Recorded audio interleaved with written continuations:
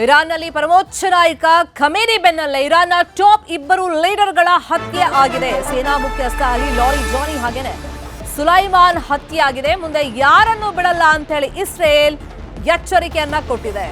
ಭದ್ರತಾ ಮುಖ್ಯಸ್ಥರ ಹತ್ಯೆಯಿಂದ ಇರಾನ್ಗೆ big shock ಎದುರಾಗಿದೆ. ತನ್ನ ಪರಮೋಚ್ಚ ನಾಯಕರನ್ನ ಕಳ್ಕೊಂಡ ಮೇಲೆ ಇರಾನ್ ಇಲ್ಲಿವರೆಗೂ ಪ್ರತಿ ದಾಳಿಯನ್ನ ನಿರಂತರವಾಗಿ ಮುಂದುವರಿಸಿಕೊಂಡು ಬಂದಿದೆ.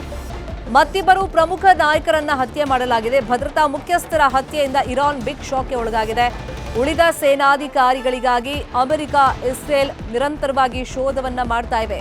ಅಲಿ ಲಾರಿಜಾನಿ, ಸುಲೈಮಾನ್ ಹತ್ಯೆ ಬಗ್ಗೆ ಇರಾನ್ ಸ್ಪಷ್ಟನೆಯನ್ನ ಕೊಟ್ಟಿದೆ. ಟಾಪ್ ಲೀಡರ್ಗಳ ಹತ್ಯೆಗೆ ಇರಾನ್ ಕೆಂಡಾಮಂಡಲವಾಗಿದೆ.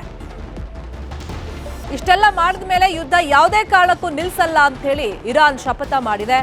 ಯುದ್ಧ ಮುಂದುವರಿಯುತ್ತೆ ಅಂತೇಳಿ ಮುಜ್ತಬಾ ಹೇಳಿಕೆಯನ್ನ ಕೊಟ್ಟಿದ್ದಾರೆ. ನಮ್ಮವರ ಹತ್ಯೆಗೆ ಪ್ರತೀಕಾರ ನಾವು ತೀರಿಸ್ಕೊಳ್ತೀವಿ ಅಂತ ಹೇಳಿ ಮುಜ್ತಬಾ ಹೇಳಿದ್ದಾರೆ. ಈ ಸಸ್ಟೈನ್ ಆಗುತ್ತೆ ಅಂತ ಹೇಳಿ ಇಸ್ರೇಲ್ ಮತ್ತೆ ಅಮೆರಿಕಾನು ತಿಳ್ಕೊಂಡಿರಲಿಲ್ಲ. ಇರಾನ್ ಇಷ್ಟು ಮಟ್ಟಿಗೆ ಪ್ರತಿರೋಧ ವ್ಯಕ್ತಪಡಿಸುತ್ತೆ ಅಂತ ಹೇಳಿ, ದಾಳಿಯನ್ನ ಮುಂದುವರಿಸುತ್ತೆ ಅಂತ ಹೇಳಿ.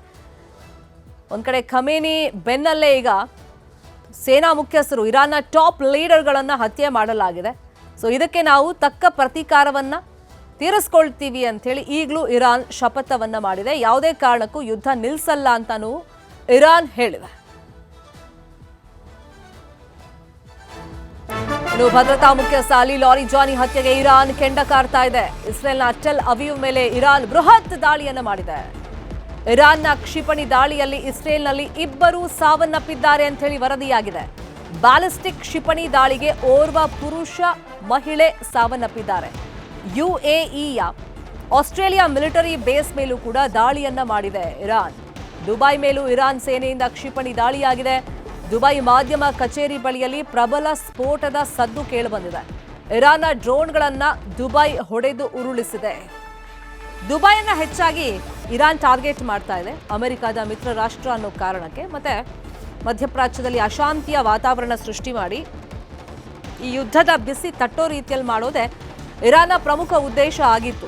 ಖಮೇನಿ ಹತ್ಯೆ ನಂತರ ಆ ದಾಳಿಯನ್ನು ನಿರಂತರವಾಗಿ ಮಧ್ಯಪ್ರಾಚ್ಯದ ಹಲವಾರು ದೇಶಗಳಲ್ಲಿ ಇರಾನ್ ನಡೆಸ್ತಾ ಇದೆ. ಪ್ರಮುಖವಾಗಿ ಟಾರ್ಗೆಟ್ ಮಾಡಿರೋದು ದುಬೈಯನ್ನ. ದುಬೈ ಮಾಧ್ಯಮ ಕಚೇರಿ ಬಳಿಯಲ್ಲಿ ಪ್ರಬಲವಾದಂತಹ ಸ್ಫೋಟದ ಸದ್ದು ಕೇಳಿಬಂದಿದೆ. ಈ ಸಂದರ್ಭದಲ್ಲಿ ಇರಾನ್ನ ಡ್ರೋನ್ಗಳನ್ನ ದುಬೈ ಹೊಡೆದು ಉರುಳಿಸಿದೆ. ದೃಶ್ಯದಲ್ಲಿ ನೋಡ್ತಾ ಇದೀವಿ. ಟೆಲ್ ಅವೀವ್ ಮೇಲೆ ಇರಾನ್ ಯಾವ ತರ ಅಟ್ಯಾಕ್, ಈ ಸತಿ ಪ್ರಬಲವಾದ ದಾಳಿಯನ್ನ ಮಾಡಿದೆ. ಯಾಕಂದ್ರೆ ತನ್ನ ಸೇನಾ ಮುಖ್ಯಸ್ಥರನ್ನ ಕಳ್ಕೊಂಡಂತ ಸಿಟ್ಟಲ್ಲಿರುವಂತ ಇರಾನ್ ಇದೀಗ ದಾಳಿಯನ್ನ ಮತ್ತಷ್ಟು ತೀವ್ರಗೊಳಿಸಿದೆ.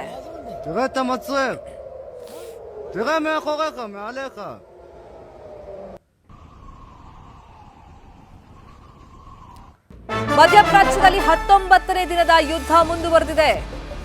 ಹರ್ಮೂಜ್ ಮೇಲೆ ಅಮೆರಿಕ ಹಿಡಿತವನ್ನ ಸಾಧಿಸ್ತಾ ಹಾಗಾದ್ರೆ ತನ್ನ ಮಿತ್ರ ರಾಷ್ಟ್ರಗಳಿಗೆ, ಗಲ್ಫ್ ರಾಷ್ಟ್ರಗಳಿಗೆ ಮನವಿಯನ್ನ ಮಾಡಿಕೊಳ್ತು ಸೇನೆಯನ್ನ ಕಳಿಸ್ಕೊಡಿ ಅಂತ. ಆದ್ರೆ ಯಾರು ಅದಕ್ಕೆ ಸೊಪ್ಪು ಹಾಕ್ಲಿಲ್ಲ. ಅಮೆರಿಕ ಹೆಲ್ಪ್ ಬೇಡ ಅಂತೇಳಿ ಯೂಟರ್ನ್ ಹೊಡಿತು. ಈಗ ಹಾಗಾದ್ರೆ ಹಿಡಿತ ಸಾಧಿಸಿದೆಯಾ?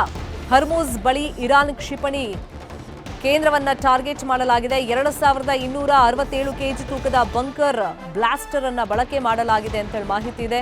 ಇರಾನ್ ಕ್ಷಿಪಣಿ ಕೇಂದ್ರದ ಮೇಲೆ ದಾಳಿಯಾಗಿದೆ. ನೌಕಾಯಾನಕ್ಕೆ ಅಪಾಯವನ್ನ ತಂದಿದ್ದ ಕ್ಷಿಪಣಿಗಳು ನಾಶವಾಗಿದೆ.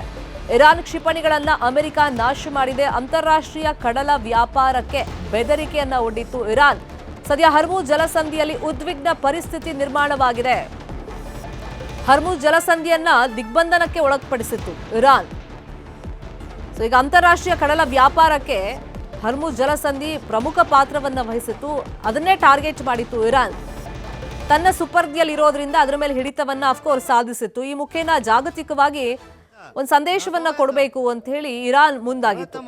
ಬಟ್ ಅದ್ರ ಮೇಲೆ ಅಂದ್ರೆ ಹರ್ಮೂಜ್ ಜಲಸಂಧಿ ಮೇಲೆ ಹಿಡಿತ ಸಾಧಿಸುವಂತ ನಿಟ್ಟಿನಲ್ಲಿ ಅಮೆರಿಕ ಪ್ರಯತ್ನವನ್ನ ಪಡ್ತಾ ಇತ್ತು. ಮಿತ್ರ ರಾಷ್ಟ್ರಗಳ ಬಳಿ ಮನವಿ ಮಾಡಿದ್ರು ಕೂಡ ಗಲ್ಫ್ ರಾಷ್ಟ್ರಗಳಿಂದ ಅಮೆರಿಕಾಗೆ ಈ ವಿಷಯವಾಗಿ ಯಾವುದೇ ಸಪೋರ್ಟ್ ಸಿಗ್ಲಿಲ್ಲ. ಯುದ್ಧ ನೀವು ಶುರು ಮಾಡಿದ್ದು, ಮುಂದುವರೆಸಿರೋದು, ನಮ್ಮನ್ನ ಯಾಕೆ ಮಧ್ಯಪ್ರವೇಶ ಮಾಡಿಸ್ತೀರಾ ಅಂತೆಲ್ಲ ಹೇಳಿತ್ತು.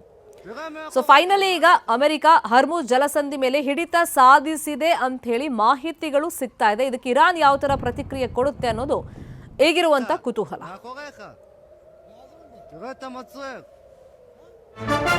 ಯುದ್ಧ ಪೀಡಿತ ಇರಾನ್ಗೆ ಭಾರತದಿಂದ ಸಹಾಯವನ್ನ ಮಾಡಲಾಗ್ತಾ ಇದೆ. ಇರಾನ್ಗೆ ಭಾರತದಿಂದ ಮೆಡಿಕಲ್ ಕಿಟ್ ಸಾಗಣೆ ಮಾಡಲಾಗಿದೆ. ಇರಾನ್ನ ರೆಡ್ ಕ್ರೆಸೆಂಟ್ ಸೊಸೈಟಿಗೆ ವೈದ್ಯಕೀಯ ಕಿಟ್ ಅನ್ನ ಕಳುಹಿಸಿಕೊಡಲಾಗಿದೆ. ಭಾರತದಿಂದ ಶಿಪ್ ಮೂಲಕ ಔಷಧಿಯನ್ನ ಸಾಗಣೆ ಮಾಡಲಾಗಿದೆ. ಹರ್ಮುಜ್ ಜಲಸಂಧಿಯಲ್ಲಿದ್ದಂಥ ನಮ್ಮ ತೈಲ ತುಂಬಿದ ಹಡಗುಗಳಿಗೆ ಇರಾನ್ ಸಮಸ್ಯೆ ಮಾಡಲಿಲ್ಲ, ಅದನ್ನು ಬಿಟ್ಟು ಕಳಿಸಿರುವಂಥ ಹಿನ್ನೆಲೆಯಲ್ಲಿ ಭಾರತದಿಂದ ಅಗತ್ಯವಾಗಿ ಸದ್ಯಕ್ಕೆ ಇರಾನ್ಗೆ ಬೇಕಾಗಿರುವಂಥ ಒಂದಿಷ್ಟು ಮೆಡಿಸಿನ್ಗಳನ್ನು, ಔಷಧಿ ಸಾಗಾಣೆಯನ್ನು ಶಿಪ್ ಮೂಲಕ ಮಾಡಲಾಗಿದೆ. ಈ ಮುಖಾಂತರ ಒಂದು ಸಹಾಯ ಹಸ್ತವನ್ನು ಭಾರತ ಈ ಮಹಾಯುದ್ಧದ ಸಂದರ್ಭದಲ್ಲಿ ಇರಾನ್ಗೆ ಚಾಚಿದೆ. ಮೆಡಿಕಲ್ ಕಿಟ್ ಅಂದರೆ ಔಷಧಿಗಳನ್ನು ಸಪ್ಲೈ ಮಾಡ್ತಾ ಇದೆ. ಭಾರತದಿಂದ ಶಿಪ್ ಮೂಲಕ ಇದನ್ನು ಕಳುಹಿಸಿ ಕೊಡಲಾಗಿದೆ. ರೆಡ್ ಕ್ರಾಸೆಂಟ್ ಸೊಸೈಟಿಗೆ ವೈದ್ಯಕೀಯ ಕಿಟ್ ಅನ್ನು ರವಾನೆ ಮಾಡಲಾಗಿದೆ. ಭಾರತದಿಂದ ಶಿಪ್ ಮೂಲಕ ಔಷಧಿಯನ್ನು ಸಪ್ಲೈ ಮಾಡಲಾಗ್ತಾ ಇದೆ.